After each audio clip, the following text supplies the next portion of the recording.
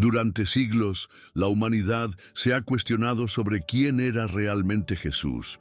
Muchos de nosotros, al escuchar su nombre, inmediatamente pensamos en el bebé nacido en un humilde pesebre en Belén. Pero, ¿y si la historia de Jesús comenzara mucho antes de ese momento? La Biblia revela algo sorprendente. Jesús no comenzó su viaje con su nacimiento. Él ya existía antes de hacerse carne. Y esta verdad, que puede ser difícil de comprender, nos desafía a ver la vida de Cristo de una manera completamente nueva. ¿Qué sabes sobre la verdadera identidad de Jesús? Puede que lo que tienes en mente sea solo una parte de la historia, una versión reducida de algo que se remonta a la eternidad. Si alguna vez te has preguntado por qué Él es más que un simple hombre o líder religioso, sigue con nosotros. En este video exploraremos misterios profundos de la Biblia que revelan a un Jesús que no apareció de la nada, sino que fue preordenado desde antes de la fundación del mundo. Y es justo en este punto donde comienza la revelación. Jesús no solo fue un ser humano, sino alguien cuya existencia se remonta a los propios cimientos de la creación. Juan 1:1 nos habla de algo extraordinario. En el principio era el Verbo, y el Verbo estaba con Dios, y el Verbo era Dios. Este Verbo que se hizo carne en Jesús ya estaba presente antes de la creación del universo, antes de Belén, por lo que su papel trasciende la historia humana. Vamos a profundizar más sobre esto. Pero antes de comenzar, si aún no estás suscrito a nuestro canal, no pierdas la oportunidad de profundizar en las verdades bíblicas que pocos se atreven a explorar. Suscríbete ahora y activa la campanita para no perderte ninguna revelación poderosa que transformará tu vida espiritual. Ahora, prepárate para un viaje que te desafiará a ver a Jesús desde una perspectiva que nunca imaginaste. Lo que estamos a punto de descubrir podría cambiar todo lo que sabías sobre Él. Si Jesús existía antes de nacer en Belén, ¿cuál fue su origen? La respuesta nos lleva a un concepto profundo y misterioso: la eternidad. La eternidad es difícil de comprender para nosotros, seres finitos, pero es crucial para entender la preexistencia de Jesús. En el Evangelio de Juan se nos revela algo impactante. En el principio era el Verbo, y el Verbo era con Dios, y el Verbo era Dios. Juan 1:1. Este versículo no solo nos dice que Jesús ya existía, sino que Él era Dios mismo, desde antes de la creación de todas las cosas. Este principio, este Verbo, es lo que Jesús representaba incluso antes de nacer en la tierra. No es una creación nueva, sino que Él era parte de algo eterno, un ser divino sin principio ni fin. Es difícil imaginar un ser que no tenga un comienzo en el tiempo, pero esa es precisamente la naturaleza de Jesús. Él es eterno y su existencia se extiende más allá de los límites del tiempo y el espacio. Pero aquí surge una pregunta intrigante. ¿Qué papel jugaba Jesús antes de que el mundo fuera creado? Muchos estudiosos creen que Él no solo estaba presente en la creación, sino que junto con el Padre jugó un rol fundamental en la formación del cosmos. Colosenses 1:16 declara: porque en Él fueron creadas todas las cosas, las que hay en los cielos y las que hay en la tierra, visibles e invisibles. No solo fue un testigo de la creación, sino el arquitecto detrás de ella. Así que, si Jesús estaba presente en la creación, ¿cómo era Él antes de la encarnación? ¿Era solo una figura divina sin forma, humana, esperando el momento para manifestarse en la tierra? Las Escrituras nos muestran que Él ya se estaba revelando, aunque no de la manera en que lo haría al venir a este mundo.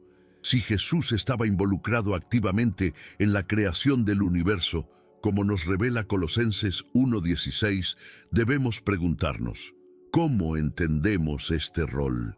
El acto de creación no fue un evento distante en el tiempo, sino un proceso en el que Jesús estuvo presente, como el principio divino que da forma a todo lo que existe.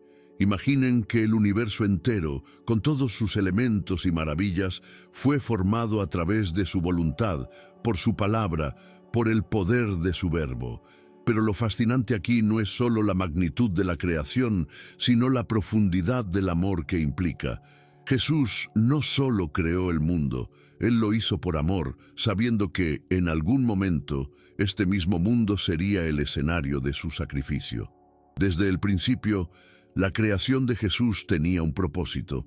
En Génesis 1, cuando se dice, hágase la luz, esa luz es el reflejo de Cristo mismo. El Verbo que estaba con Dios y que era Dios comenzó a manifestarse en toda la creación. Pero, ¿cómo podemos aplicar esta comprensión a nuestra vida diaria? Si Jesús fue quien formó todas las cosas, ¿qué nos dice esto sobre su relación con nosotros? Como seres humanos, tenemos un propósito divino que se origina en Él. No estamos aquí por casualidad, ni somos simplemente una coincidencia dentro del vasto cosmos. Fuimos creados con un propósito, y ese propósito está ligado a la voluntad de aquel que nos dio la vida, Jesús. Esta revelación nos invita a vivir con un sentido de significado profundo. Cada día, cada acción, cada pensamiento está conectado con la creación divina de Jesús. No estamos desconectados del propósito eterno de Dios. Jesús no solo es el creador de los cielos y la tierra, sino también el creador de nuestras vidas. Cuando nos sentimos perdidos o inseguros, debemos recordar que Él, el arquitecto del universo, también es el que tiene el control de nuestras vidas y en su sabiduría nos guía hacia nuestro propósito divino. Si bien la preexistencia de Jesús se revela claramente en los evangelios y en los escritos de los apóstoles, lo que es aún más sorprendente es que esta presencia divina no comienza con el Nuevo Testamento. Desde tiempos antiguos ya había manifestaciones de Jesús en la tierra. La Biblia no deja de sorprendernos con estas apariciones misteriosas que, a pesar de ser veladas, nos revelan la constante presencia de Cristo en la historia. Una de las primeras manifestaciones que encontramos es la figura del ángel del Señor, quien aparece en varias narraciones del Antiguo Testamento.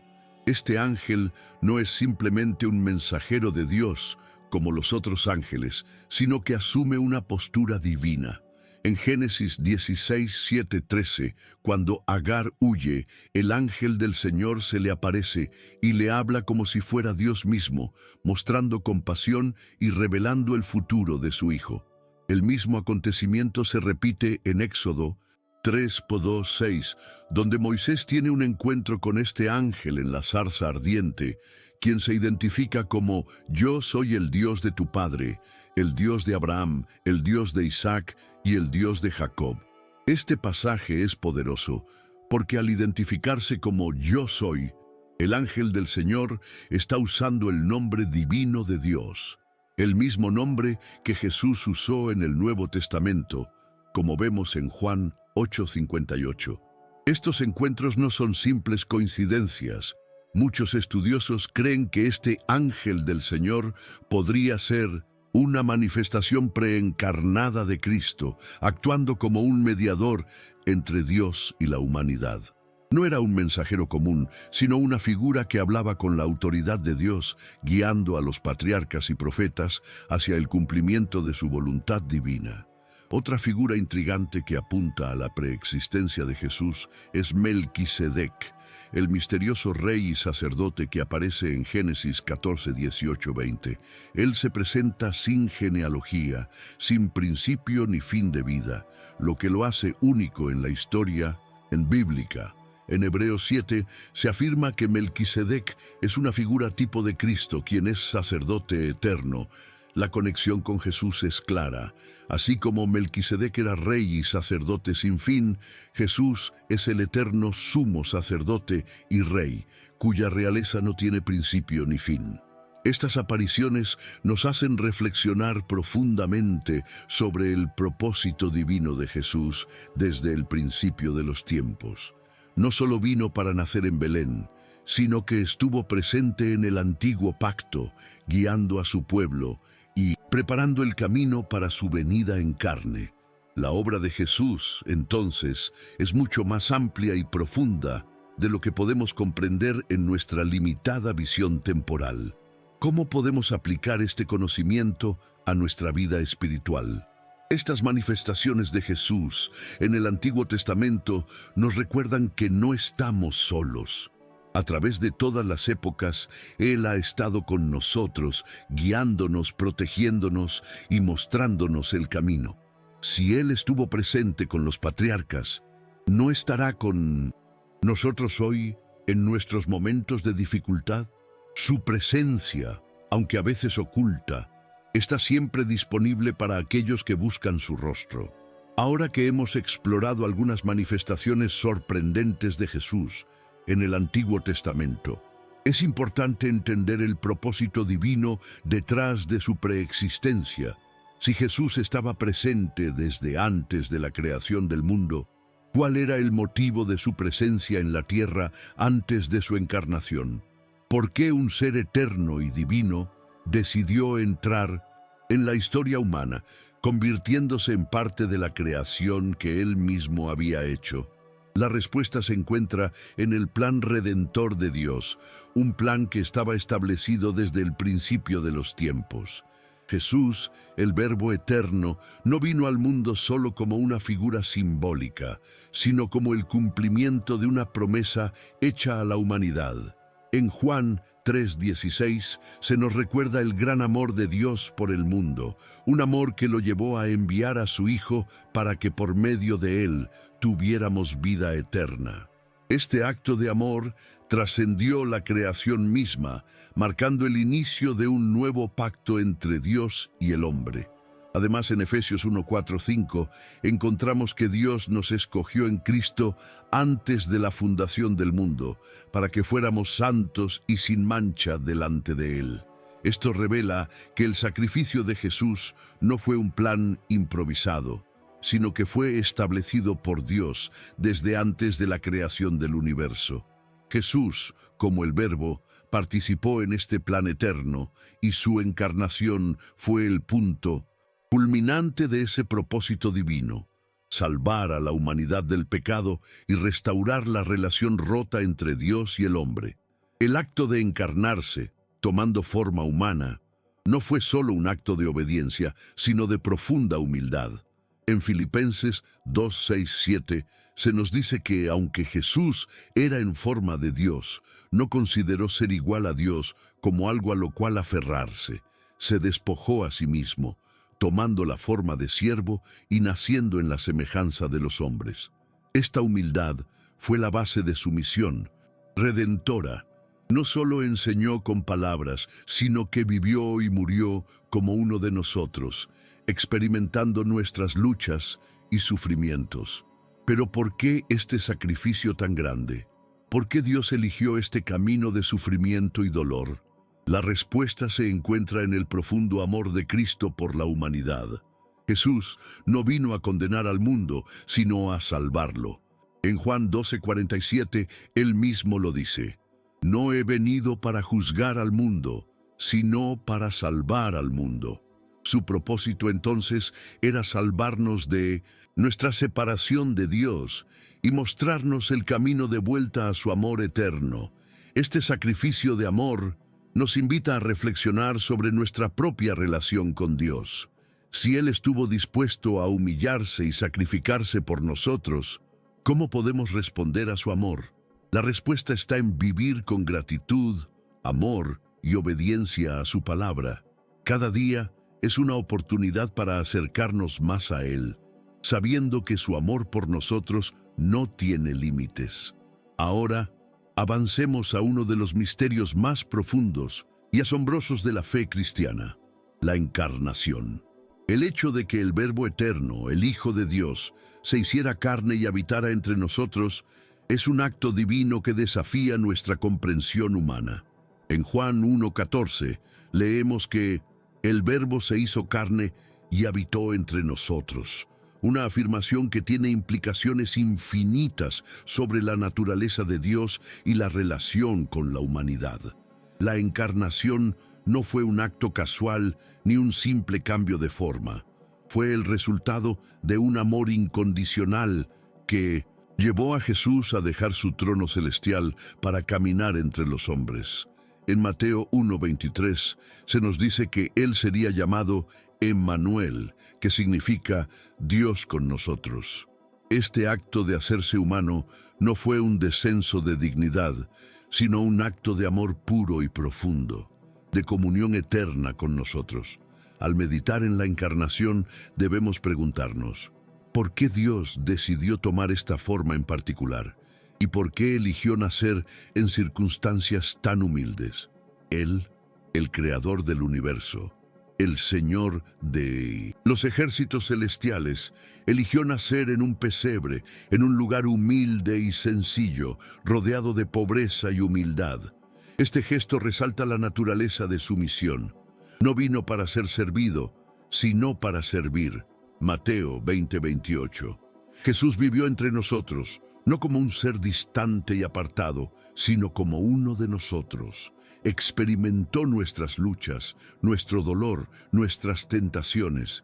En Hebreos 4:15 se nos dice que no tenemos un sumo sacerdote que no pueda compadecerse de nuestras debilidades, sino uno que fue tentado en todo según nuestra semejanza, pero sin pecado. Esto significa que podemos acercarnos a Él con confianza, sabiendo que Él comprende nuestras dificultades porque las vivió.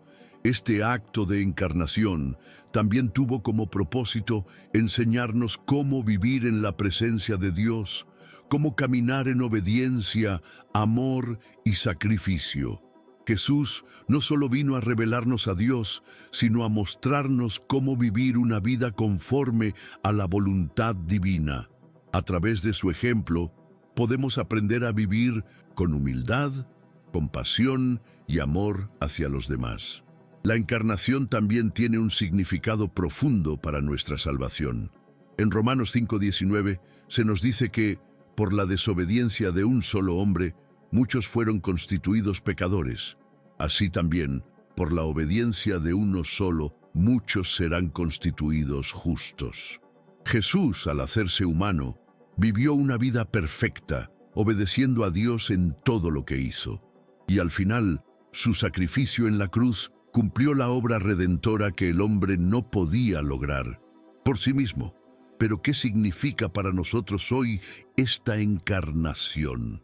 ¿Cómo nos cambia nuestra vida espiritual el hecho de que Dios se hizo hombre? La respuesta es clara. Nos invita a vivir una vida de transformación. El mismo Jesús, que vivió entre nosotros, ahora nos llama a seguirle, a tomar nuestra cruz y a vivir según su ejemplo.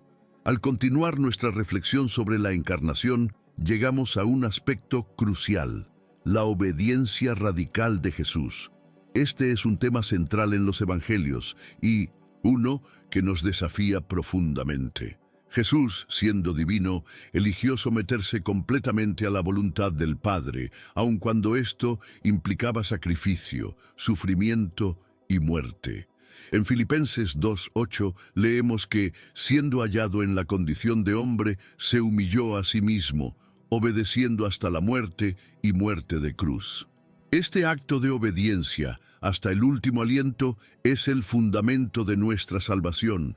Jesús no fue forzado a obedecer, sino que por amor eligió hacerlo. En Mateo 26:39, en el 1200 jardín de Getsemaní, vemos cómo Jesús, en su humanidad, experimentó la lucha interna de la obediencia. Padre, si es posible, pase de mí esta copa, pero no sea como yo quiero, sino como tú.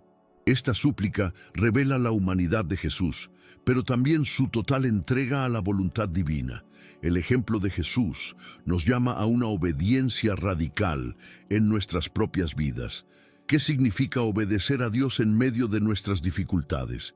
¿Qué implica seguir el camino de Jesús, incluso cuando nos cuesta? La obediencia a Dios no siempre es fácil y muchas veces nos lleva por caminos que no comprendemos. Sin embargo, Jesús nos muestra que obedecer a Dios es el camino hacia la vida plena y transformadora. Tomemos, por ejemplo, la llamada a perdonar a nuestros enemigos. Jesús, en el Sermón del Monte, nos enseñó a amar a nuestros enemigos y orar por los que nos persiguen. Mateo 5:44. Esta es una de las enseñanzas más desafiantes del cristianismo, pero al mismo tiempo una de las más liberadoras. La obediencia a este mandamiento trae paz al corazón, porque nos libera del peso del resentimiento y la amargura. La obediencia de Jesús también nos enseña que a veces el camino de Dios no es el camino fácil. Jesús no evitó el sufrimiento, sino que lo enfrentó con valentía y determinación. En Hebreos 12:2 se nos dice que, por el gozo puesto delante de él, sufrió la cruz, menospreciando la vergüenza. Jesús vio más allá del dolor inmediato y entendió que su sacrificio traería la salvación a la humanidad. Esta perspectiva nos invita a ver nuestras propias pruebas y sufrimientos bajo una luz diferente, como oportunidades para crecer en obediencia y fidelidad a Dios. Es importante reconocer que la obediencia no es solo un acto exterior, sino un proceso interno que transforma nuestro corazón. En Romanos 12:2, Pablo nos exhorta: «No os conforméis a este siglo, sino transformaos por medio de la renovación de vuestro entendimiento». La obediencia radical de Jesús nos invita a ser transformados desde el interior, a renovar nuestra mente y nuestra vida según los principios del reino de Dios. Al seguir el ejemplo de Jesús, aprendemos que la verdadera obediencia no está motivada por el temor o la obligación, sino por un profundo amor y deseo de agradar a Dios. ¿Estás dispuesto a seguir el camino de obediencia que Jesús nos mostró? ¿Qué áreas de tu vida necesitan rendirse a la voluntad de Dios? Este es un llamado a un nivel más profundo de compromiso con el Señor, a vivir una vida que refleje la obediencia, la humildad y el amor incondicional que vimos en la vida de Jesús. A lo largo de los evangelios es evidente que la encarnación de Jesús no fue un simple acontecimiento histórico, sino un acto divino cargado de un propósito redentor. Jesús no vino solo a enseñar, sanar y predicar el reino de Dios. Su misión era mucho más profunda: salvar a la humanidad de sus pecados y reconciliar al hombre con Dios. En Mateo 1:21, el ángel le dice a José: «Y dará a luz un hijo, y llamará su nombre Jesús, porque él salvará a su pueblo de sus pecados». Este es el núcleo de la misión de Jesús, la salvación. Desde el principio de su vida, su destino estaba marcado por la cruz. La encarnación no fue solo el momento en que Dios se hizo carne, sino el inicio de un camino hacia la redención.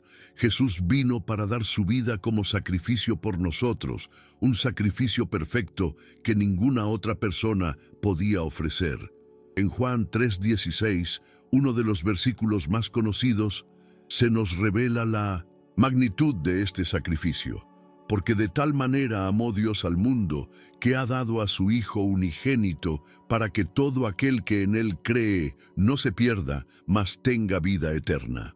La encarnación es el reflejo del amor eterno de Dios por la humanidad, un amor que no escatimó sacrificio, sino que se entregó por completo.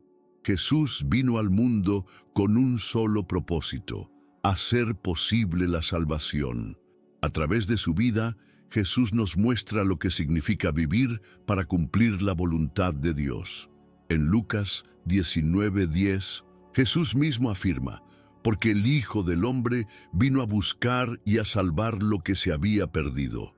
La encarnación nos muestra que Dios no está distante. No se limita a observar desde las alturas, sino que desciende al mundo para buscar a los perdidos, para sanar a los enfermos y para perdonar a los pecadores. Su misión redentora también nos lleva a reflexionar sobre la naturaleza del sacrificio de Jesús. En Isaías 53, un capítulo que describe al siervo sufriente, vemos la anticipación de la obra redentora de Jesús, quien fue despreciado, herido y molido por nuestras transgresiones. Este sacrificio no fue solo físico, sino espiritual.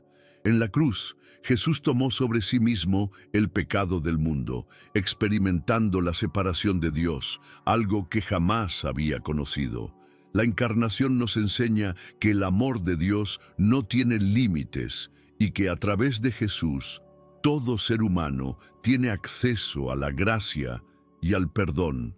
La muerte de Jesús no fue un final trágico, sino el cumplimiento del propósito divino. En Hebreos 9:26 se nos dice que Jesús se ofreció una vez para siempre para quitar de en medio el pecado mediante el sacrificio de sí mismo. El sacrificio de Jesús es la base de nuestra justificación, la razón por la cual podemos acercarnos a Dios sin temor, sabiendo que hemos sido reconciliados por medio de su sangre. Este sacrificio redentor, sin embargo, no termina en la cruz. La resurrección es la confirmación de que el sacrificio de Jesús fue aceptado por Dios, y a través de ella, Jesús venció el pecado, la muerte y el poder del mal. La encarnación de Jesús no solo tenía como propósito su muerte en la cruz, sino también su resurrección, la cual es la garantía de nuestra esperanza y vida eterna. La misión redentora de Jesús tiene implicaciones profundas para nuestra vida diaria. Su sacrificio no fue solo un evento histórico, sino una realidad espiritual que nos invita a vivir de manera transformada. Al comprender la magnitud de lo que Jesús hizo por nosotros, somos llamados a vivir en gratitud y obediencia, a seguir su ejemplo de amor incondicional y a extender su misericordia a los demás. La encarnación, la vida, la muerte y la resurrección de Jesús nos muestran el camino de la salvación, un camino que debemos caminar con fe y esperanza. La historia de la humanidad no está completa sin la promesa de la segunda venida de Cristo. Jesús vino una primera vez en humildad para vivir como uno de nosotros, enseñar sobre el reino de Dios, morir en la cruz por nuestros pecados y resucitar para darnos vida eterna. Pero la promesa bíblica nos asegura que Jesús regresará no en humildad, sino en gloria, como Rey de Reyes y Señor de Señores.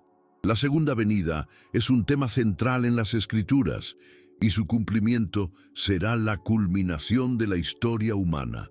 En Mateo 24:30, Jesús mismo dice: «Entonces aparecerá la señal del Hijo del Hombre en el cielo, y todos los pueblos de la tierra se lamentarán, y verán al Hijo del Hombre viniendo sobre las nubes del cielo con poder y gran gloria».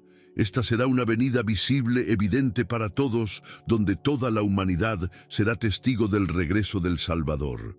Esta promesa tiene dos aspectos fundamentales: la consumación del reino de Dios y el juicio final. En Apocalipsis 19, 11, 16 se describe el regreso de Jesús montado sobre un caballo blanco, con ojos como llama de fuego, vestido con un manto empapado en sangre y con un nombre escrito que nadie sabe, salvo él mismo. El regreso de Cristo será un acto de justicia y vindicación, en el cual todo mal será corregido y todo lo que está fuera de su voluntad será destruido. Este regreso no será solo para juzgar, sino para establecer su reino eterno. Jesús gobernará con justicia y su dominio será completo, sin competencia. En Daniel 7:14 se nos habla de un reino eterno que será dado al Hijo del Hombre, y su dominio no tendrá fin. La segunda venida marcará el establecimiento final del reino de Dios, un reino de paz, justicia y gloria que durará para siempre.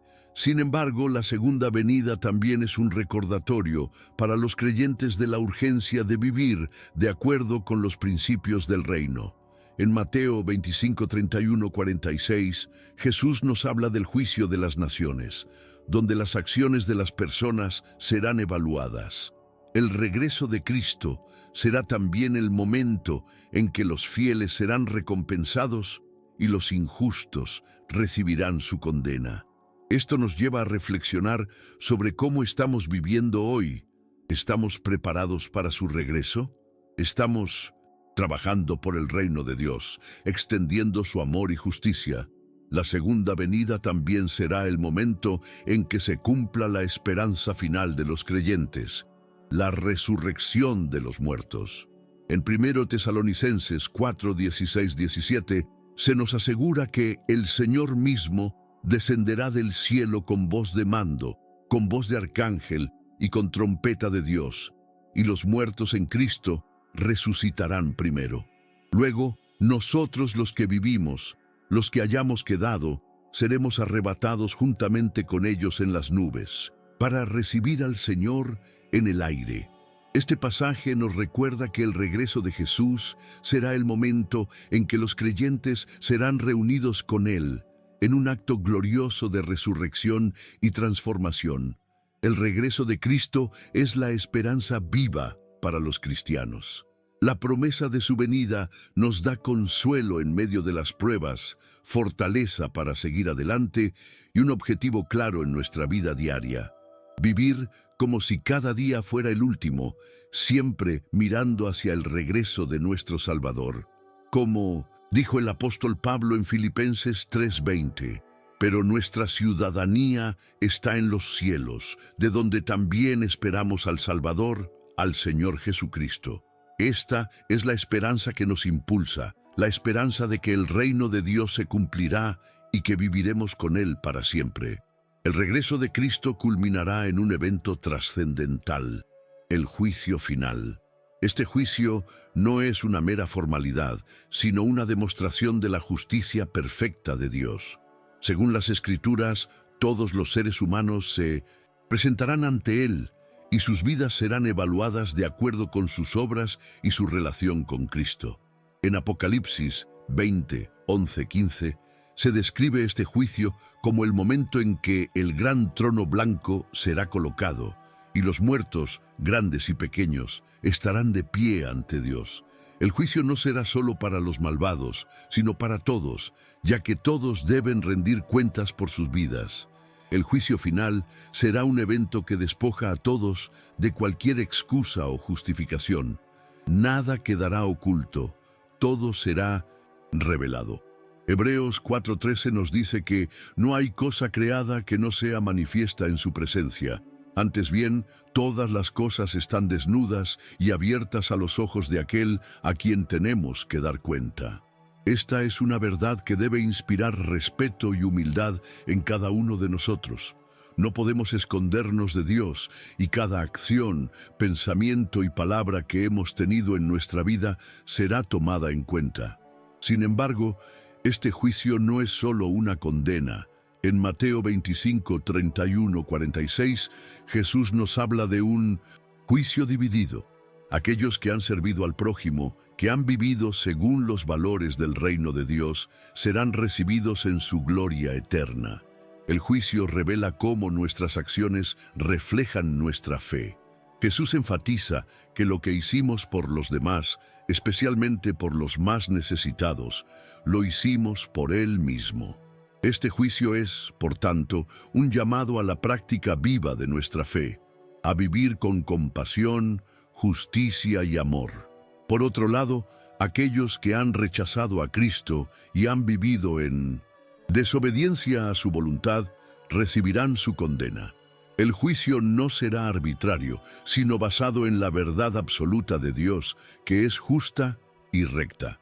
En 2 Corintios 5:10, Pablo nos recuerda que todos debemos comparecer ante el tribunal de Cristo, para que cada uno reciba según lo que haya hecho mientras estaba en el cuerpo, sea bueno o sea malo. Este juicio es serio, y no hay escape ni atajos. El destino final del juicio es la separación eterna de Dios para aquellos que han rechazado su salvación. El Apocalipsis 20:15 dice que si alguno no fue hallado escrito en el libro de la vida, fue lanzado al lago de fuego. Este lago de fuego es la representación bíblica del castigo eterno, la consecuencia final de rechazar la gracia de Dios y vivir en pecado. Sin embargo, este no es el deseo de Dios para nadie. 1 Timoteo 2:4 nos dice que Dios quiere que todos los hombres sean salvos y vengan al conocimiento de la verdad. El juicio final no es solo un acto de justicia, sino también una llamada a la reflexión y a la conversión. Para los creyentes, el juicio final es una fuente de esperanza. No se trata de un juicio de condenación, sino de una recompensa por la fidelidad a Cristo. 2 Timoteo 4, 7, 8 nos muestra la perspectiva del apóstol Pablo, quien al final de su vida escribió: «He peleado la buena batalla, he acabado la carrera, he guardado la fe. Por lo demás, me está guardada la corona de justicia, la cual me dará el Señor, juez justo, en aquel día». Los cristianos pueden esperar este juicio con confianza, sabiendo que su salvación ya está asegurada en Cristo y que su vida en Él ha sido un testimonio de su fe. La justicia de Dios es perfecta y el juicio final es el momento en que se revelará esa perfección. La justicia divina no es ciega ni parcial, es justa, verdadera y compasiva. Aquellos que han vivido según la voluntad de Dios a través de la fe en Cristo recibirán la recompensa eterna en su reino, donde no habrá más llanto, dolor ni muerte. Este juicio, aunque temible para los que rechazan a Dios, es también una manifestación de su justicia y de su amor. Dios no es un juez distante, sino uno que ha dado a la humanidad todo lo necesario para ser reconciliada con Él a través de Jesucristo. Juan 3:17 nos dice que Dios no envió a su Hijo al mundo para condenar al mundo, sino para que el mundo sea salvo por Él. El juicio final es la conclusión de una historia de redención y gracia que comenzó con la venida de Jesús y se consumará en su regreso. Después del 1900, juicio final. Aquellos que han sido encontrados dignos, aquellos que han puesto su fe en Cristo y han vivido conforme a su voluntad, recibirán la recompensa eterna. La entrada al reino de Dios, un reino sin fin, un reino lleno de paz, justicia y amor. Este reino no es un reino terrenal, limitado por las circunstancias del mundo, sino un reino eterno y glorioso, donde la presencia de Dios llena todo y donde su gloria será visible para todos. La promesa de este reino eterno está claramente expresada en Apocalipsis 21, 1:4, donde se nos dice que el cielo y la tierra nueva reemplazarán el mundo corrupto y lleno de sufrimiento que conocemos ahora. Y morará Dios con ellos, y ellos serán su pueblo, y Dios mismo estará con ellos como su Dios. Enjugará Dios toda lágrima de los ojos de ellos, y ya no habrá muerte, ni habrá más llanto, ni clamor, ni dolor, porque las primeras cosas pasaron. Este es el destino final para los creyentes, un lugar de paz, donde la perfección de Dios gobierna sobre todo. El reino de Dios no es solo una esperanza futura, sino una realidad que ya comenzó con la venida de Cristo. Jesús mismo enseñó sobre este reino en su ministerio terrenal. En Lucas 17, 20, 21, Él explicó que el reino de Dios no viene con advertencia ni dirán, «He aquí está», o «He allí está», porque «He aquí el reino de Dios está entre vosotros». Aunque la plenitud del reino se manifestará en la eternidad, su presencia ya está activa en el corazón de los creyentes, transformando vidas y trayendo la paz de Dios al mundo. En el reino eterno, la humanidad será restaurada a su estado original antes de la caída en el pecado. No habrá más pecado, ni maldad, ni corrupción. La perfecta comunión con Dios será restaurada. En Apocalipsis 22, 3, 5, se nos dice que ya no habrá maldición y que verán su rostro y su nombre estará en sus frentes. Este es el cumplimiento de la promesa hecha a Adán y Eva en el Edén, un lugar de perfecta armonía con el Creador. La vida en el reino de Dios será una vida sin límites. 1 Corintios 2:9 nos dice que cosas que ojo no vio, ni oído oyó, ni han subido en corazón de hombre, son las que Dios ha preparado para los que le aman. La belleza, la paz y la gloria del reino eterno serán más grandiosas de lo que jamás hemos podido imaginar.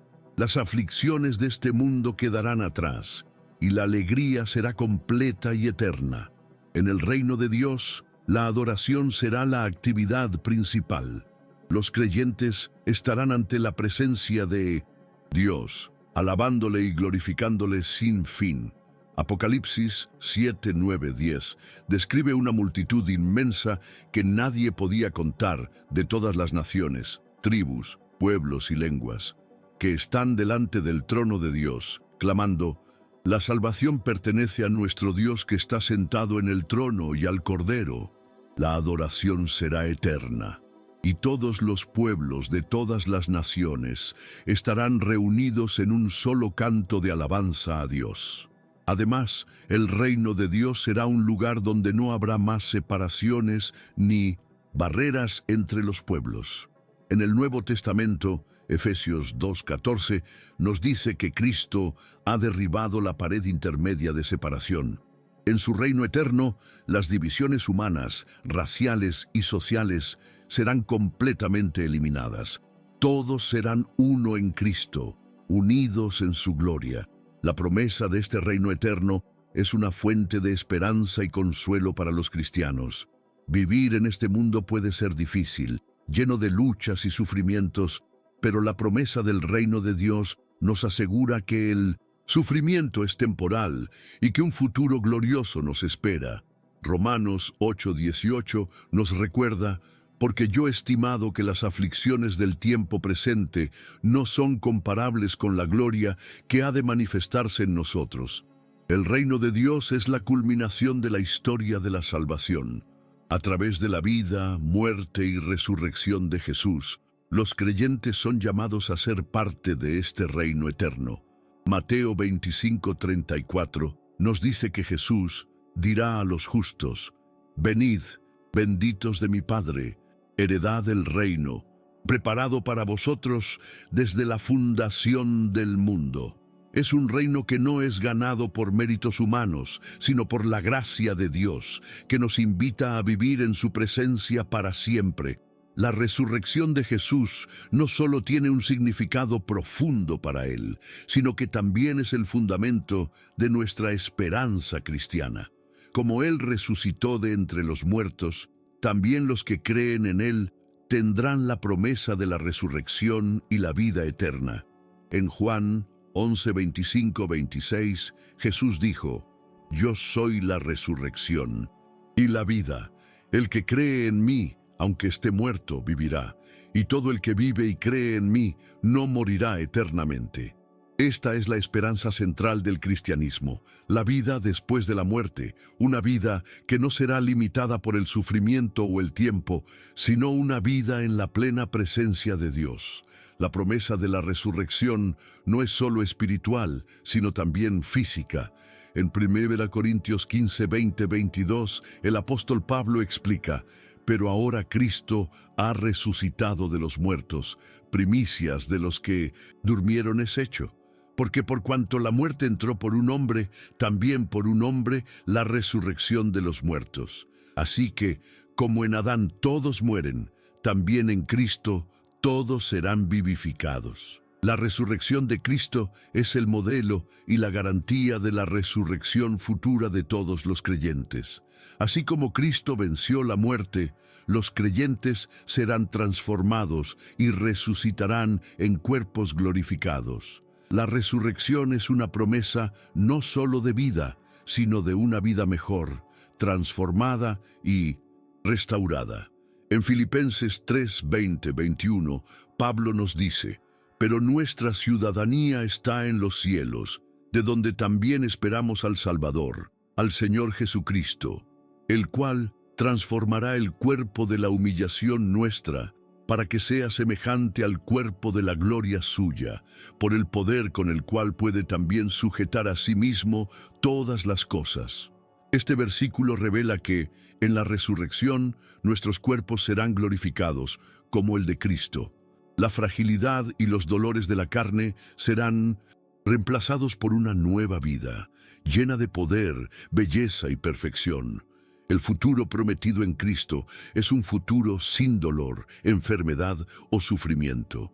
Apocalipsis 21:4 nos asegura que Él enjugará toda lágrima de los ojos de ellos, y ya no habrá muerte, ni habrá más llanto, ni clamor, ni dolor, porque las primeras cosas pasaron. Esta es la culminación de la salvación que Dios ha prometido. Una existencia eterna en la que el mal y la muerte han sido derrotados de una vez por todas.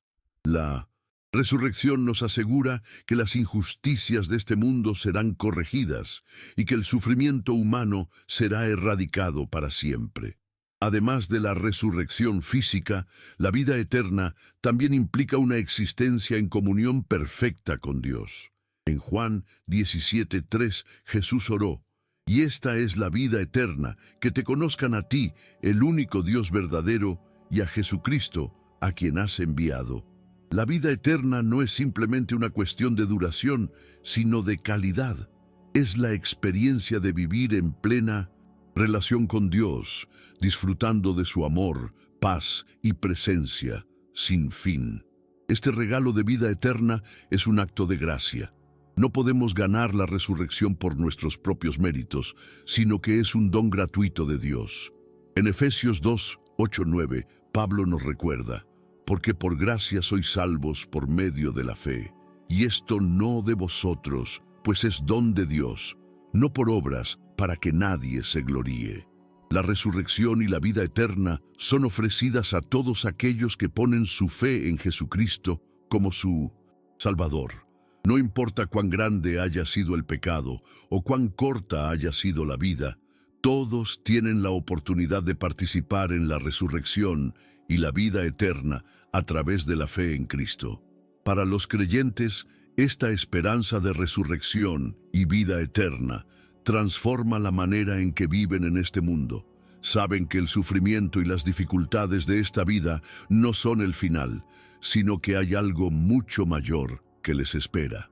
2 Corintios 4:17-18 nos anima: "Porque esta leve tribulación momentánea produce en nosotros un cada vez más excelente y eterno peso de gloria, no mirando nosotros las cosas que se ven, sino las que no se ven. Porque las cosas que se ven son temporales, pero las que no se ven son eternas". Esta perspectiva nos da esperanza, valentía y un propósito para vivir, sabiendo que nuestro futuro está asegurado en Cristo.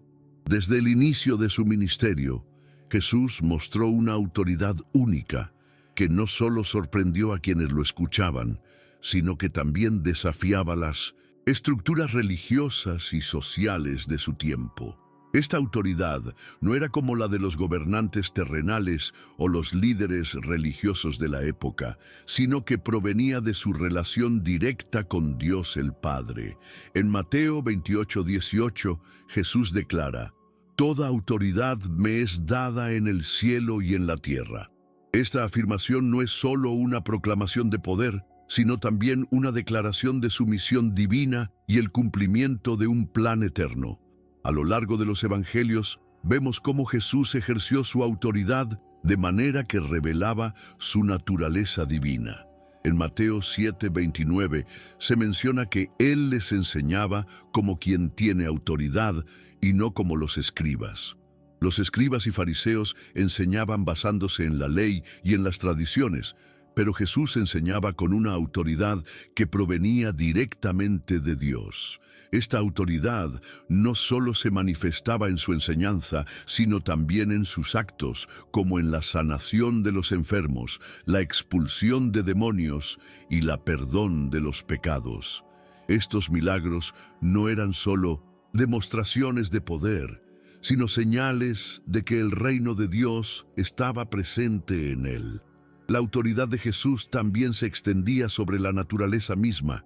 En Mateo 8, 26, 27, cuando Jesús calmó la tormenta, los discípulos exclamaron: ¿Qué hombre es este, que aún los vientos y el mar le obedecen?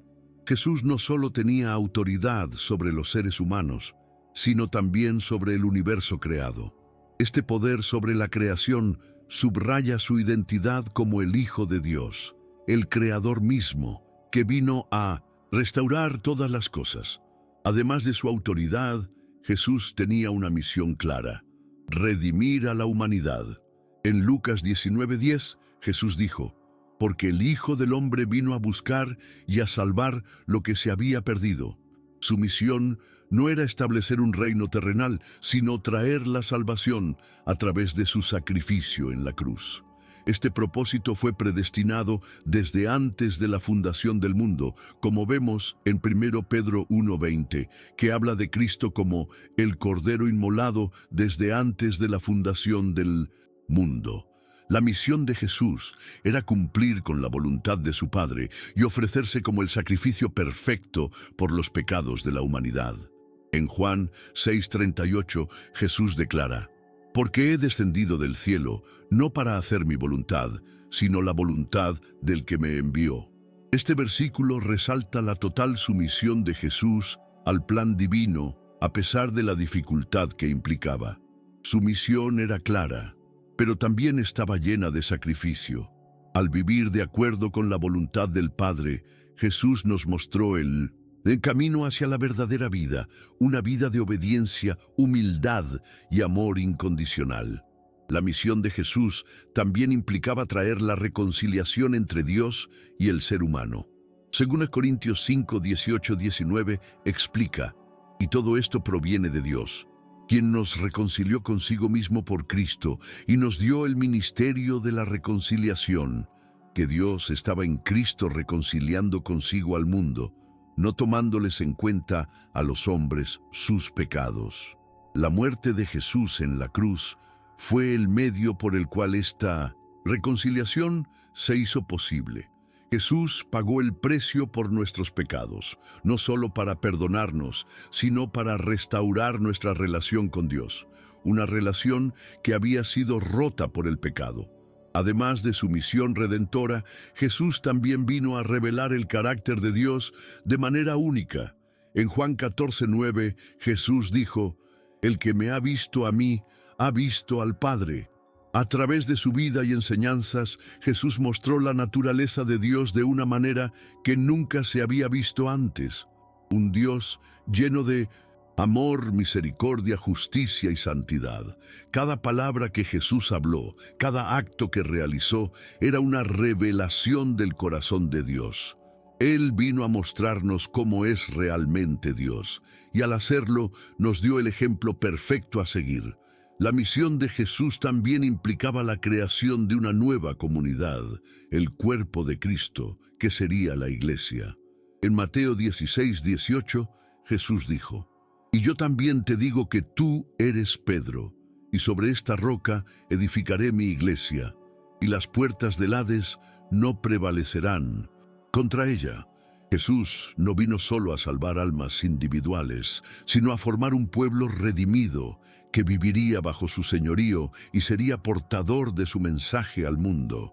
La Iglesia, como el cuerpo de Cristo, tiene el propósito de continuar la misión de Jesús en la tierra, predicando el Evangelio, enseñando la verdad y extendiendo el amor de Dios a todos. La autoridad y misión de Jesús no solo cambiaron el curso de la historia, sino que siguen teniendo un impacto profundo en la vida de cada creyente. Al comprender quién era Jesús y por qué vino, entendemos mejor nuestro propósito como seguidores de Él. Estamos llamados a vivir bajo su autoridad, a continuar su misión de reconciliación y a revelar el amor de Dios al mundo. El sacrificio de Jesús en la cruz es el centro mismo del cristianismo. Su muerte no fue un accidente, ni un simple acto de sufrimiento injusto, sino el cumplimiento de un plan divino que había sido establecido desde antes de la fundación del mundo. A lo largo de los evangelios, Jesús predijo su sacrificio de diversas maneras, sabiendo que su muerte sería el medio por el cual la humanidad sería redimida y reconciliada con Dios. En Juan 3:16 encontramos una de las declaraciones más conocidas y profundas sobre el sacrificio de Jesús. Porque de tal manera amó Dios al mundo, que ha dado a su Hijo unigénito, para que todo aquel que en Él cree no se pierda, mas tenga vida eterna. Esta frase encapsula el motivo por el cual Jesús vino al mundo: el amor de Dios por la humanidad. Jesús no vino a condenar, sino a salvar. El sacrificio en la cruz fue el acto supremo de amor, que permitió que todos los que creyeran en Él pudieran recibir la vida eterna. El actuar de Jesús como el Cordero de Dios es una imagen fundamental en la Biblia, comenzando desde el Antiguo Testamento con los sacrificios de animales, que prefiguraban el sacrificio perfecto de Cristo.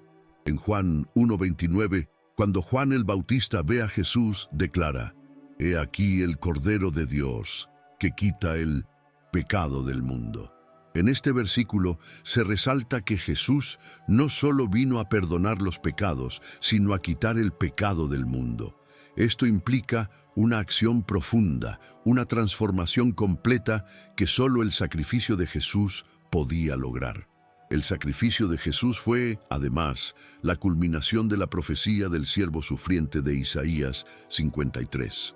En este capítulo, el profeta Isaías describe a un siervo de Dios que sería despreciado, rechazado y sufriría por los pecados de los demás. En Isaías 53:5 leemos: «Mas él herido fue por nuestras rebeliones, molido por nuestros pecados. El castigo de nuestra paz fue sobre él, y por su llaga fuimos nosotros curados». Este versículo describe claramente el propósito del sufrimiento de Jesús. Fue por nosotros, para que fuéramos sanados, perdonados y reconciliados con Dios. El sacrificio de Jesús en la cruz no solo tenía un impacto en la humanidad en general, sino que también era un acto de sustitución. En 2 Corintios 5:21, Pablo explica: «Al que no conoció pecado, por nosotros lo hizo pecado, para que nosotros fuésemos hechos justicia de Dios en él». Jesús, quien nunca cometió pecado, tomó sobre sí el castigo que nosotros merecíamos para que, a través de su sacrificio, pudiéramos ser justificados ante Dios. Esta justificación no se basa en nuestras obras, sino en la gracia y el sacrificio de Jesús. La cruz, entonces, no solo simboliza el dolor y el sufrimiento, sino también la victoria sobre el pecado, la muerte y el poder del mal. Colosenses 2:14-15 nos dice que Jesús despojó a los principados y a las potestades y los exhibió públicamente, triunfando sobre ellos en la cruz. El sacrificio de Jesús en la cruz no solo fue un acto de perdón, sino un acto de triunfo sobre las fuerzas del mal, que habían tenido poder sobre la humanidad desde la caída de Adán y Eva. La resurrección de Jesús, que celebraremos en el siguiente bloque, es la prueba final de que el sacrificio fue aceptado por el Padre y que su obra de redención fue completada.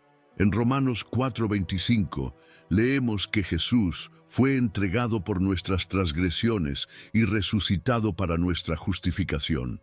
La resurrección es el sello de que el sacrificio de Jesús fue suficiente para cubrir el pecado del mundo y ofrecer a los creyentes una nueva vida en él.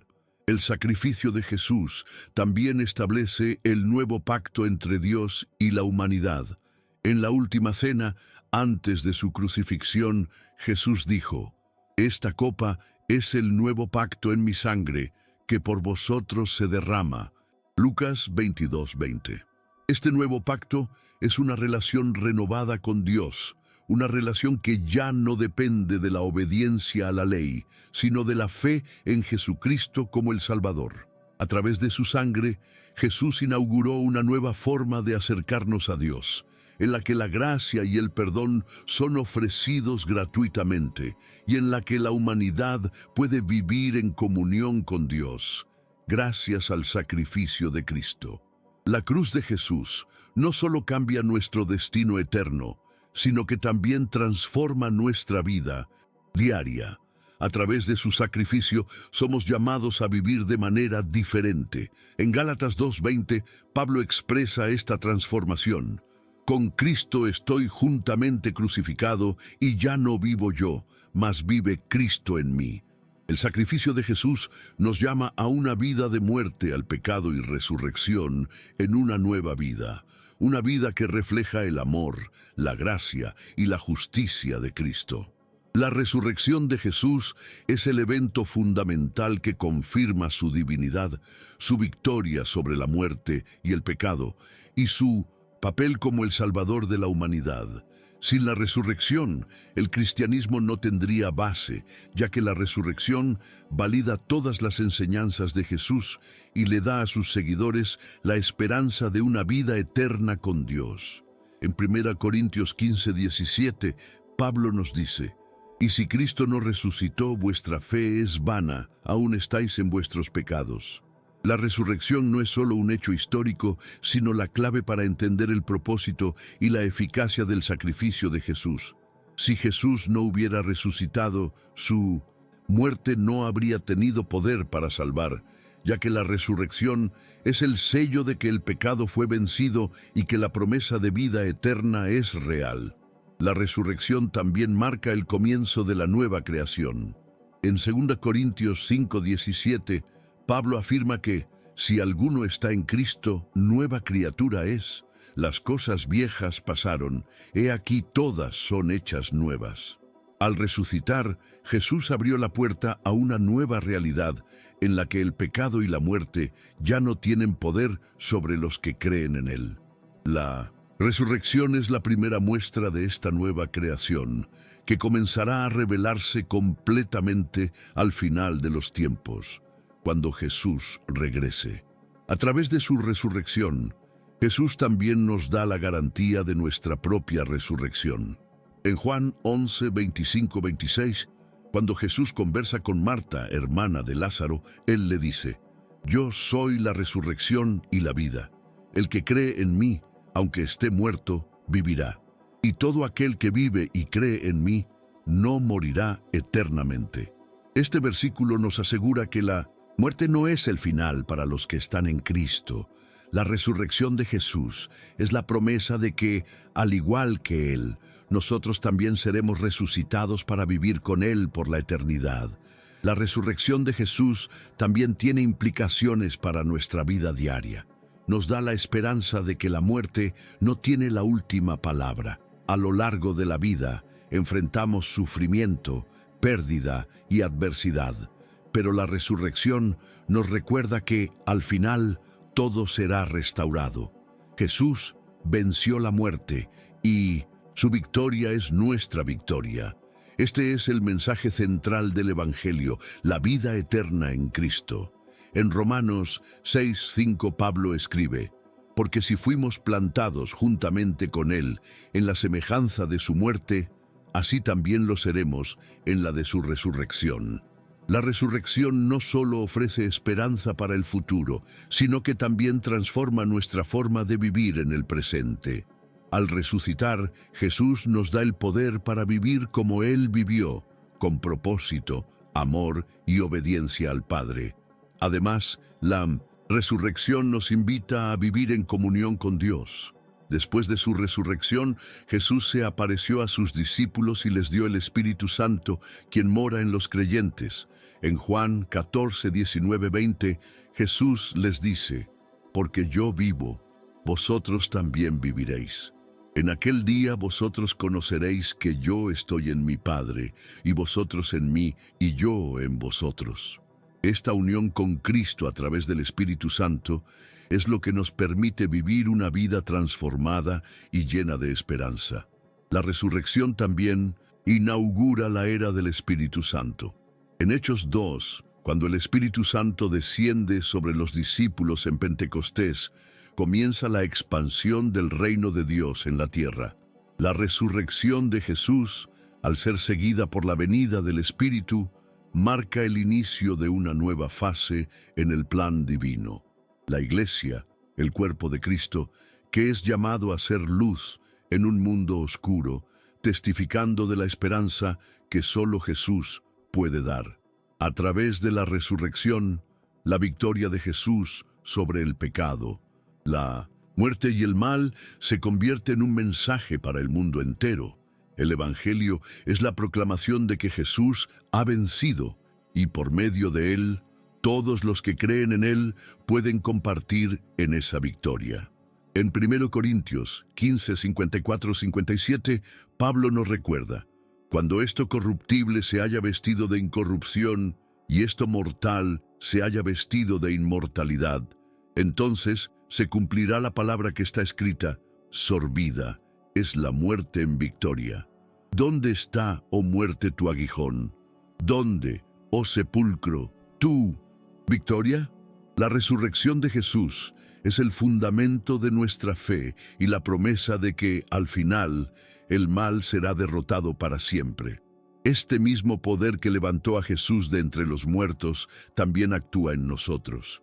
En Efesios 1, 19, 20, Pablo ora para que los creyentes comprendan cuál es la suprema grandeza de su poder para con nosotros los que creemos, según la operación de la potencia de su fuerza, la cual operó en Cristo cuando le levantó de los muertos.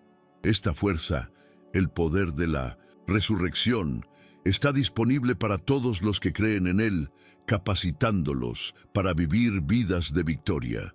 Después de su resurrección, Jesús se apareció a sus discípulos y les dio lo que conocemos como la Gran Comisión, un mandato claro para todos los creyentes.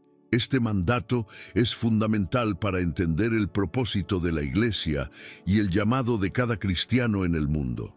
En Mateo 28, 19, 20, Jesús dijo: por tanto, id y haced discípulos a todas las naciones, bautizándolos en el nombre del Padre, y del Hijo, y del Espíritu Santo, enseñándoles que guarden todas las cosas que os he mandado. Y he aquí, yo estoy con vosotros todos los días, hasta el fin del mundo.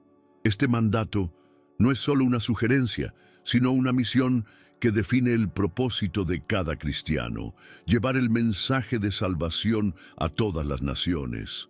Jesús no vino solo para salvar a un pequeño grupo, sino para ofrecer la salvación a todos. La Gran Comisión es un llamado a la expansión del reino de Dios, llevando el Evangelio a todas las partes del mundo, sin barreras geográficas, culturales o sociales.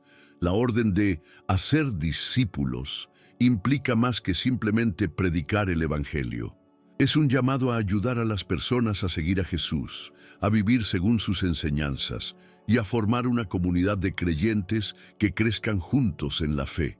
El bautismo, que Jesús menciona en este versículo, es el símbolo de la identificación con la muerte, sepultura y resurrección de Cristo, una señal externa de una transformación interna. El acto de bautizar es una afirmación de que una persona ha tomado la decisión de seguir a Cristo y entrar en su familia, la Iglesia. Además de hacer discípulos, Jesús nos manda enseñarles que guarden todas las cosas que Él ha mandado. Esto implica una vida de obediencia a las enseñanzas de Jesús, no solo a través de la predicación, sino también por medio de una vida vivida como ejemplo de su amor, justicia, misericordia y santidad. La misión cristiana es también un llamado a vivir como Cristo vivió y a mostrar a los demás lo que significa ser un seguidor de Él. La promesa que Jesús hace en este mandato es poderosa y reconfortante. He aquí, yo estoy con vosotros todos los días, hasta el fin del mundo. Esta promesa nos asegura que no estamos solos en esta misión. Jesús, a través del Espíritu Santo, nos acompaña y nos capacita para cumplir con su mandato. No importa cuán difícil o desalentador pueda parecer llevar el mensaje de Cristo, Él está con nosotros, dándonos fuerza y sabiduría. La Gran Comisión también nos recuerda que nuestra misión no termina en un solo lugar ni en un solo momento. Es una misión continua, un llamado a ir más allá de las fronteras de nuestra comodidad, a cruzar culturas, idiomas y tradiciones para alcanzar a aquellos que aún no conocen el Evangelio. La Iglesia, como el cuerpo de Cristo, tiene la responsabilidad de ser un testigo global de la esperanza y el amor de Dios. En Hechos 1:8, Jesús amplía esta misión cuando les dice a sus discípulos: «Pero recibiréis poder cuando haya venido sobre vosotros el Espíritu Santo, y me seréis testigos en Jerusalén, en toda Judea, en Samaria y hasta lo último de la tierra». Aquí vemos que la misión comienza localmente, pero se expande globalmente. No hay límites para la extensión del mensaje de Cristo, y cada cristiano está llamado a ser parte de este movimiento de expansión, siendo testigo del Evangelio en su propio contexto y en el mundo entero. Este mandato no es opcional, es un mandato divino, dado por el mismo Jesús que nos rescató. Como seguidores de Cristo, estamos llamados a ser sus embajadores en el mundo, llevando su mensaje de reconciliación, salvación y esperanza a un mundo que desesperadamente lo necesita. 2 Corintios 5:20 dice: «Así que somos embajadores en nombre de Cristo, como si Dios rogase por medio de nosotros. Os rogamos en el nombre de Cristo, reconciliaos con Dios». Este es un llamado a la acción, un recordatorio de que nuestra vida y nuestro propósito en Cristo están intrínsecamente ligados a la misión de llevar el Evangelio a los demás. La Gran Comisión también tiene una dimensión personal. Cada uno de nosotros tiene el llamado de ser parte activa de esta misión, ya sea predicando, sirviendo, orando o apoyando a aquellos que están en el frente de batalla. Romanos 10, 14, 15 nos recuerda que «¿Cómo pues invocarán a aquel en el cual no han creído? ¿Y cómo creerán en aquel de quien no han oído? ¿Y cómo oirán sin haber quien les predique? ¿Y cómo predicarán si no fueren enviados?».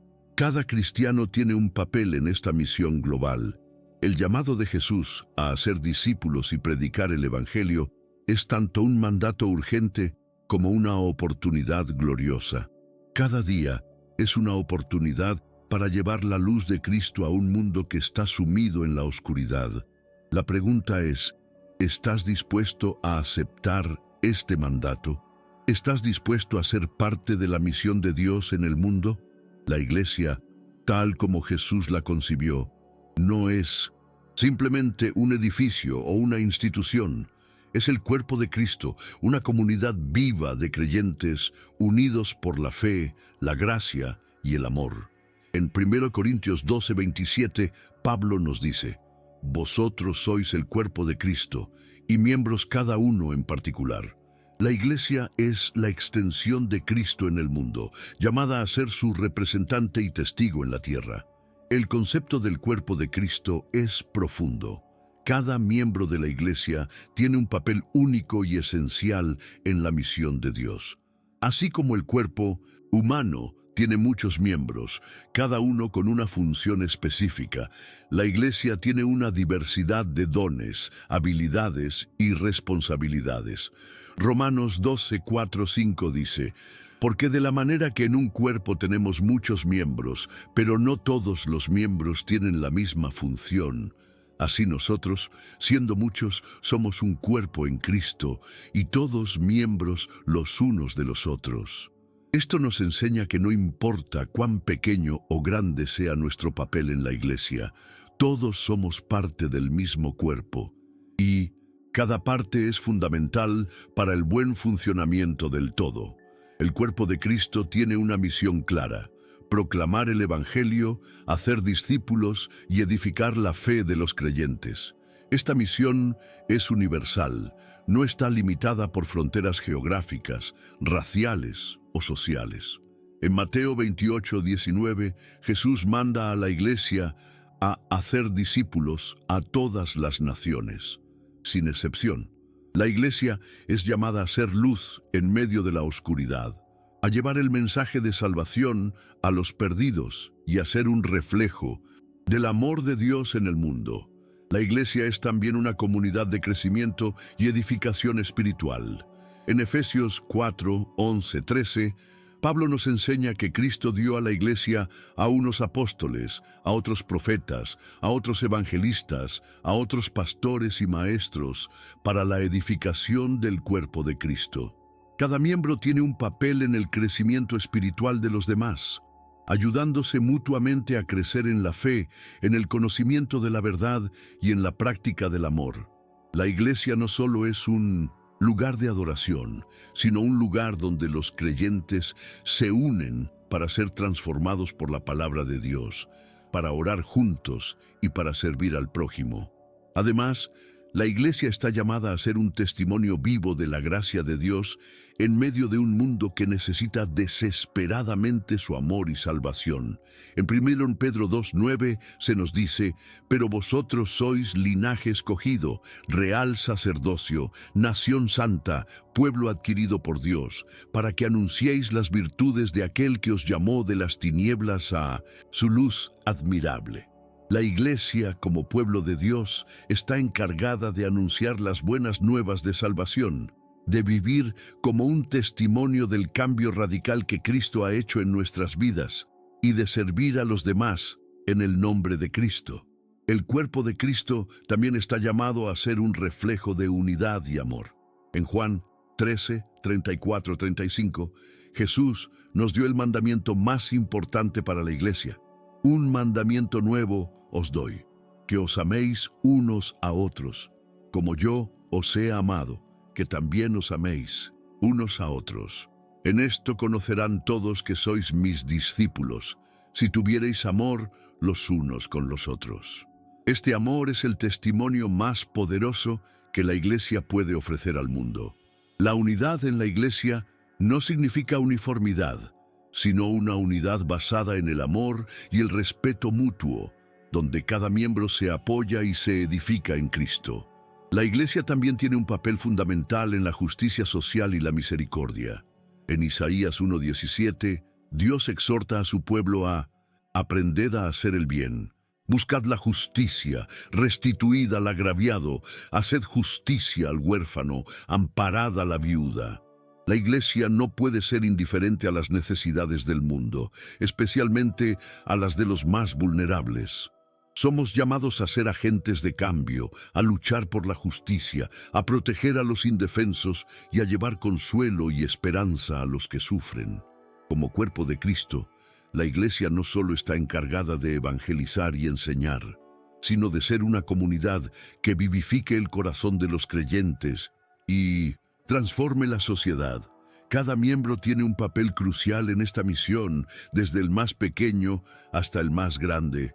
Todos estamos llamados a servir y a dar con generosidad, a ser luz y sal en un mundo que necesita ver a Cristo reflejado en nosotros. En Efesios 5, 25, 27, Pablo nos recuerda que la Iglesia es la esposa de Cristo. Y Cristo la ama profundamente, entregándose por ella para santificarla. De esta manera, la Iglesia no es solo una organización, es un organismo viviente que crece, se purifica y se transforma a medida que se acerca más y más a la imagen de Cristo.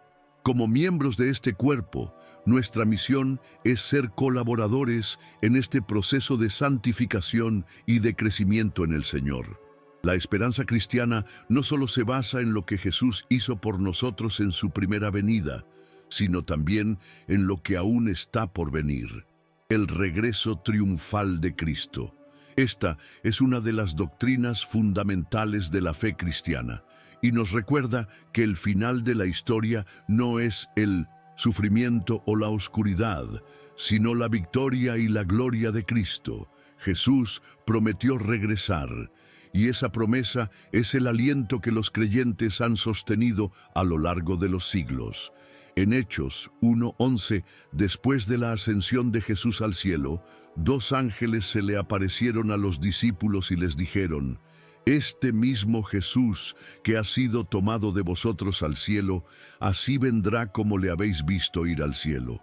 Esta promesa de su regreso no solo es un consuelo, sino un recordatorio de que el reino de Dios se establecerá por completo y de que la justicia y la paz reinarán sobre la tierra.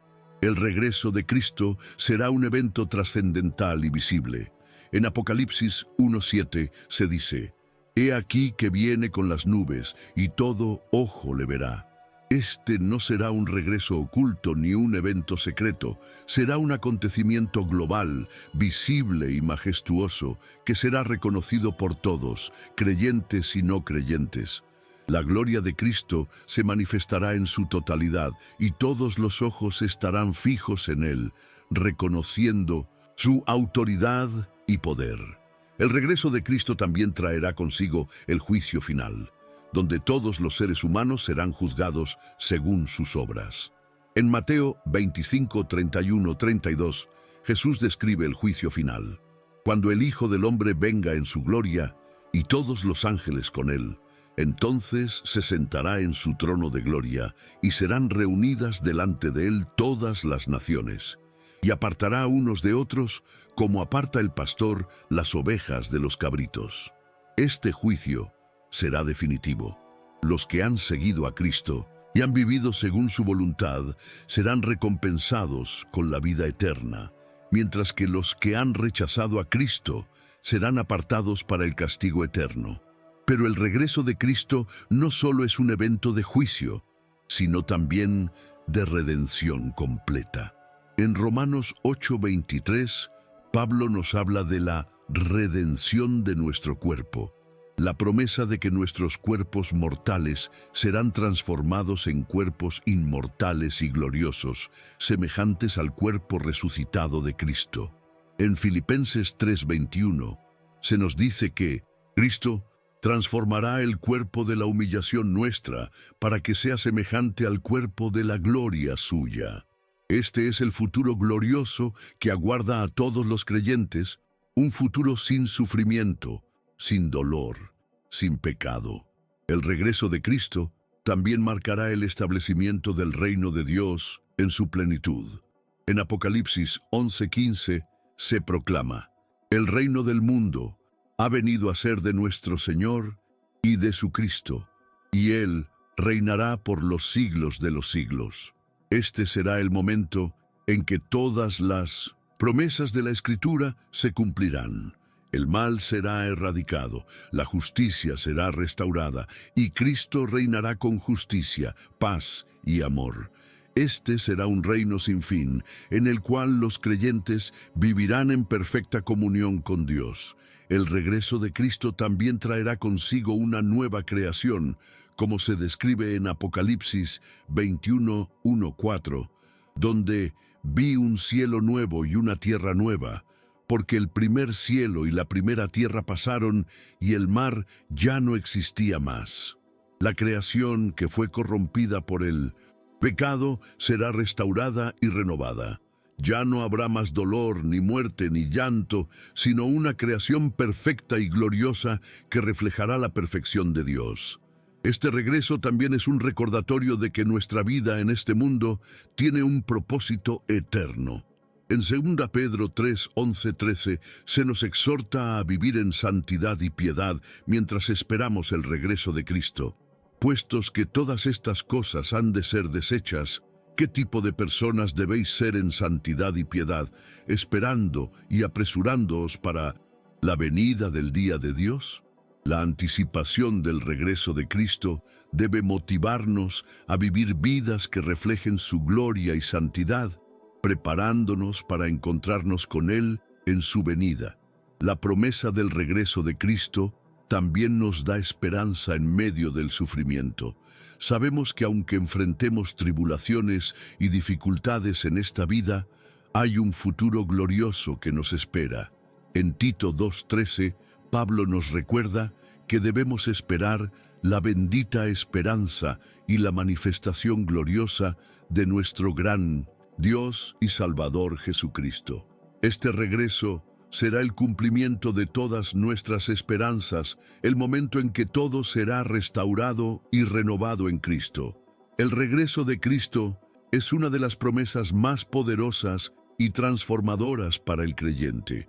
Sabemos que el tiempo hasta su regreso es incierto, pero la esperanza del regreso de Jesús no solo debe ser un concepto lejano, sino algo que influencie profundamente nuestra vida diaria. Vivir con la anticipación del regreso de Cristo nos llama a una preparación constante, espiritual y práctica. En Mateo 24:42, Jesús nos exhorta: «Velad, pues, porque no sabéis a qué hora ha de venir vuestro Señor». Este versículo nos recuerda que el regreso de Cristo será inesperado, y por eso debemos vivir en un estado de vigilancia constante. Esta vigilancia no significa vivir con miedo o ansiedad, sino con una actitud de preparación y fidelidad. La vida cristiana está marcada por la esperanza activa de que Cristo regresará en cualquier momento, y por eso debemos estar siempre listos para encontrarnos con Él. Para vivir con esta esperanza, debemos centrarnos en mantener una vida de obediencia y santidad. En 1 Juan 3:2-3 se nos dice que cuando Él se manifieste, seremos semejantes a Él, porque le veremos tal como Él es, y todo aquel que tiene esta esperanza en Él se purifica a sí mismo, así como Él es puro. La esperanza del regreso de Cristo no solo nos da consuelo, sino que también nos impulsa a vivir de acuerdo con sus enseñanzas, purificando nuestro corazón y nuestra vida. Esta purificación es un proceso continuo en el que buscamos alejarnos del pecado y vivir una vida que honre a Dios. Además, debemos estar comprometidos con la misión de Cristo hasta su regreso.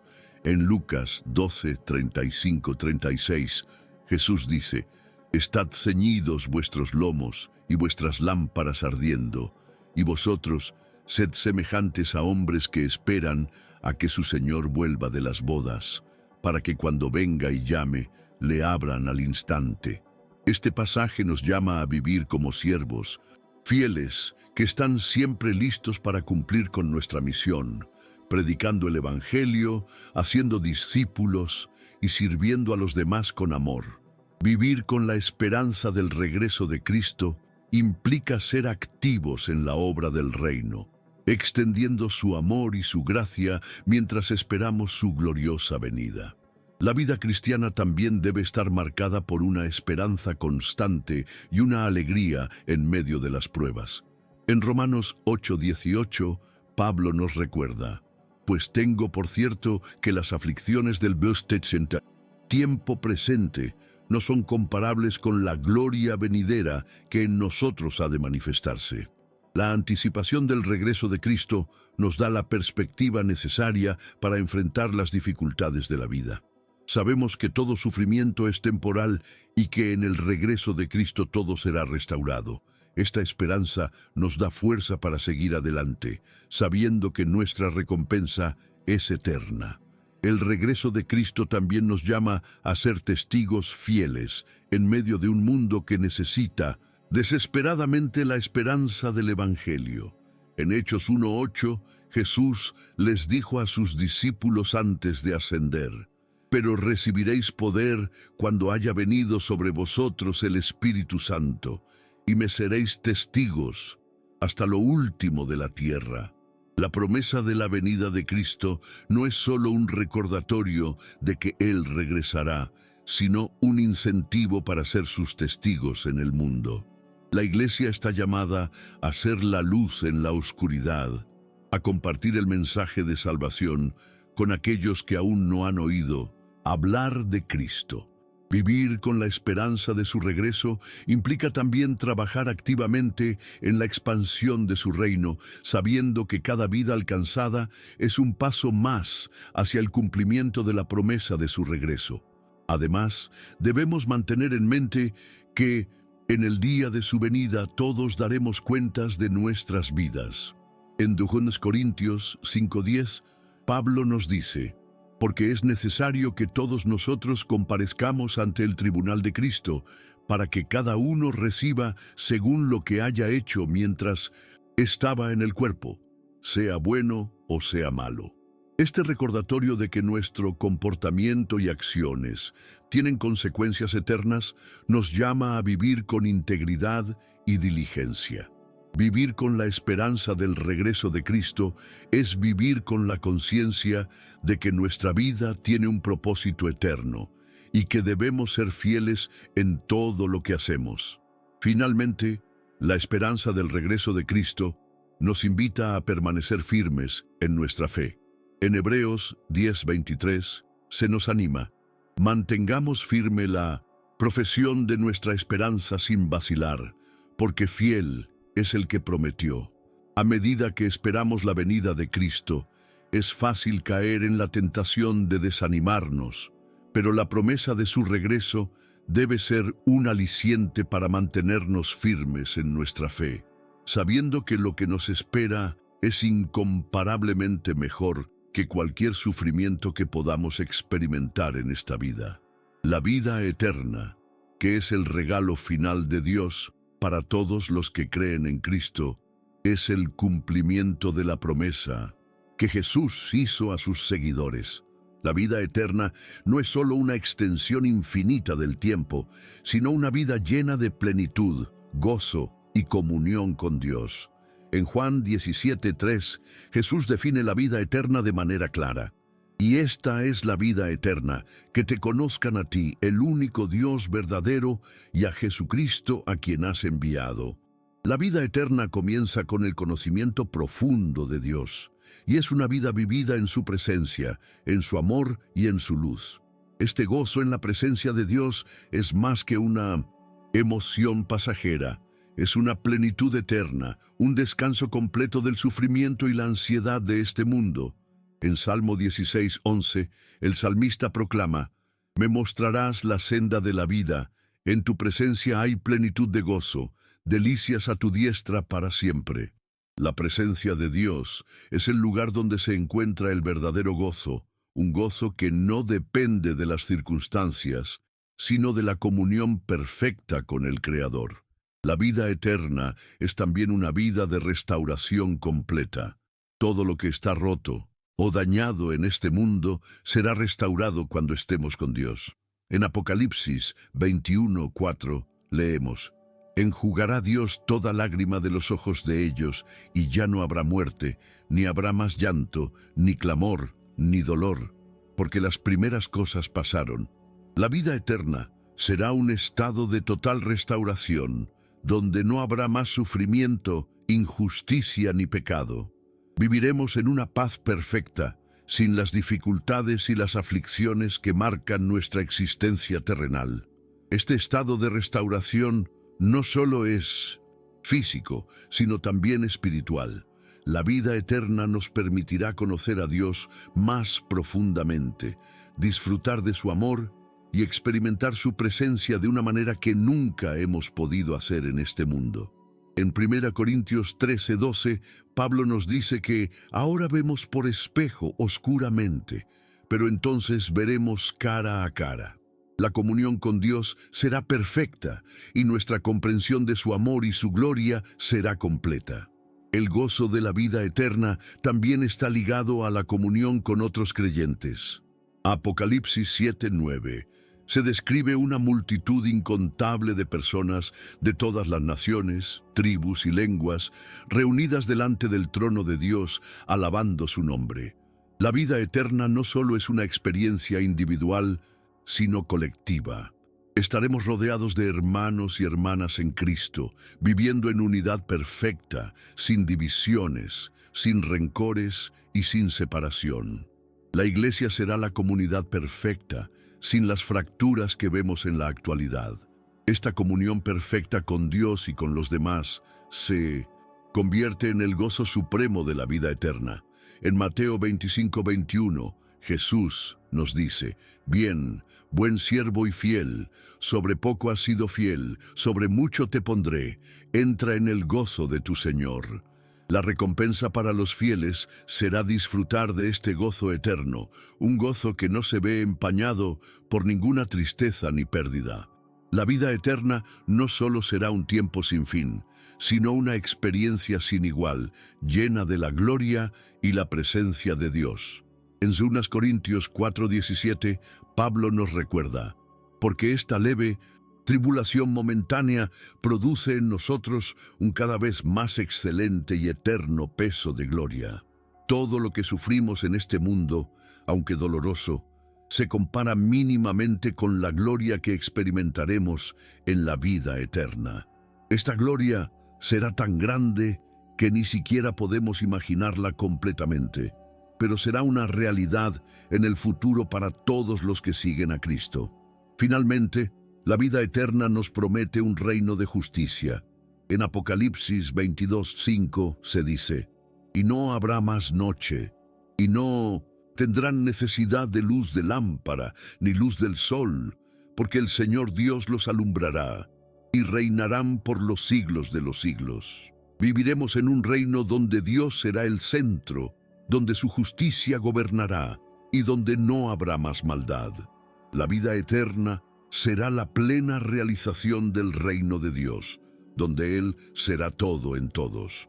Vivir con la esperanza de la vida eterna no es solo un consuelo para el futuro, sino una motivación para vivir con propósito en el presente.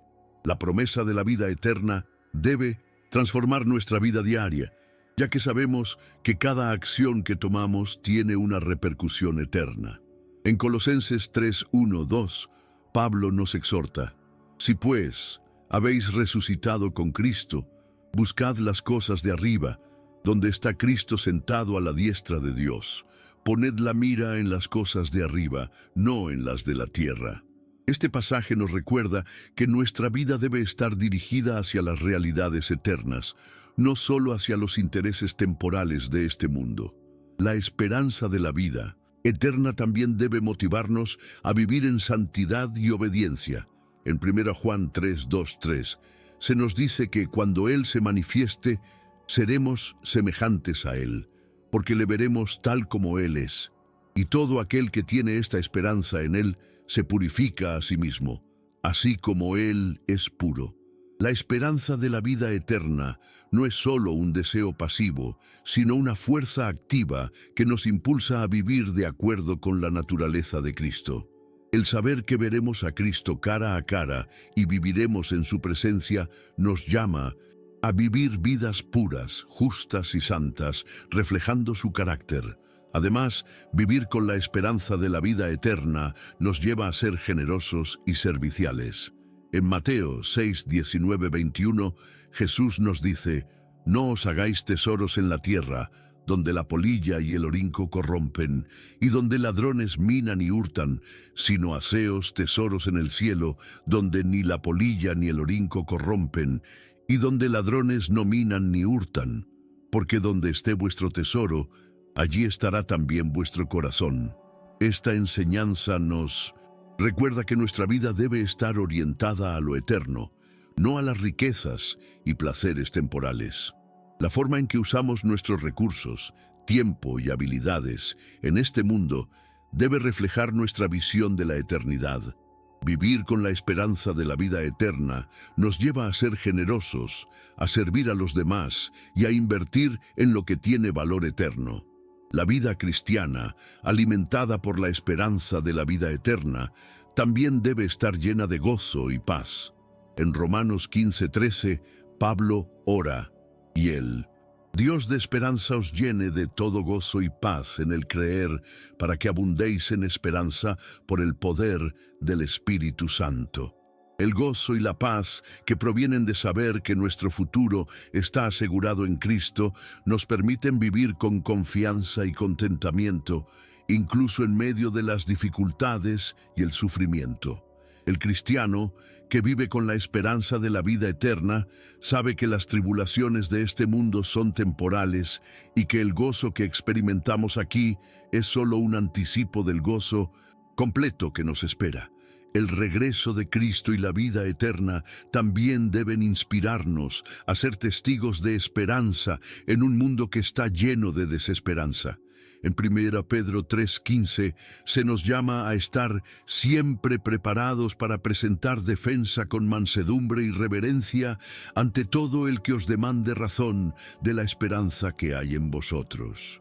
La esperanza de la vida eterna no debe ser un secreto guardado solo para nosotros, sino un mensaje que llevamos a otros, compartiendo con ellos la esperanza que tenemos en Cristo. Vivir con la anticipación de la vida eterna nos impulsa a llevar el Evangelio con urgencia y pasión a aquellos que aún no lo han escuchado. Finalmente, vivir en la esperanza de la vida eterna nos llama a perseverar en la fe. En Hebreos 10:36 se nos dice: porque os es necesaria la paciencia para que, habiendo hecho la voluntad de Dios, obtengáis la promesa. La vida cristiana es un camino de perseverancia, en el que, a pesar de las dificultades, seguimos adelante, sabiendo que nuestra recompensa es segura en Cristo. La esperanza de la vida eterna nos da la fuerza para mantenernos firmes en la fe, para resistir la tentación y para vivir con integridad, confiando en que al final veremos la recompensa de nuestra fidelidad. Hemos recorrido un camino profundo a través de las Escrituras, descubriendo las riquezas que nos ofrece la promesa de la vida eterna en Cristo. Desde la preexistencia de Jesús hasta su sacrificio en la cruz, desde su resurrección hasta el regreso glorioso que nos espera, hemos explorado cómo estas verdades no solo nos ofrecen consuelo, sino que deben transformar la manera en que vivimos hoy. El regreso de Cristo y la vida eterna no son solo promesas futuras, sino realidades que deben moldear nuestra vida diaria. Como cristianos, estamos llamados a vivir con anticipación, con una esperanza activa que nos impulsa a ser fieles, a servir con generosidad, a predicar el Evangelio con pasión y a vivir con la paz y el gozo que solo la certeza de nuestra salvación en Cristo puede darnos. El llamado es claro. Vivimos en un mundo que necesita desesperadamente la esperanza de Cristo y somos sus embajadores. Cada día, cada acción, cada palabra debe reflejar la esperanza y la transformación que hemos experimentado en Él. No importa cuán difícil sea el camino, ni cuán grandes sean las tribulaciones que enfrentemos, sabemos que nuestra recompensa está asegurada en Cristo y que el regreso de Él traerá consigo la restauración completa de todas las cosas. Así que mientras esperamos con ansias su retorno, recordemos que vivimos con un propósito eterno. Vivimos con la esperanza de la vida eterna, y esa esperanza nos llama a vivir de manera diferente, con valentía, con fe, con amor y con una dedicación completa al reino de Dios. Nuestro futuro está garantizado en Cristo, y esa es la esperanza que nos da fuerza y nos impulsa a ser fieles hasta el final. No olvides que cada día es una oportunidad para acercarnos más a Dios, para reflejar su amor en nuestras vidas y para compartir la esperanza de su regreso con el mundo. Que vivamos siempre preparados, viviendo con la esperanza que transformará no solo nuestro futuro, sino el presente, y nos llevará a cumplir con la misión que Jesús nos ha dado, a ser discípulos y glorificar a Dios en todo lo que hagamos. Si este mensaje ha tocado tu corazón, te invito a reflexionar sobre tu vida y cómo estás viviendo con la esperanza de la vida eterna. Comparte esta esperanza con otros y vive cada día con el propósito de glorificar a Dios. Si aún no has tomado la decisión de seguir a Cristo, te animo a hacerlo hoy. Él te ofrece la vida eterna, el perdón y la paz que tu corazón necesita. Que la paz de Dios, que sobrepasa todo entendimiento, guarde tu corazón y tu mente en Cristo Jesús hasta que Él regrese en gloria. Amén.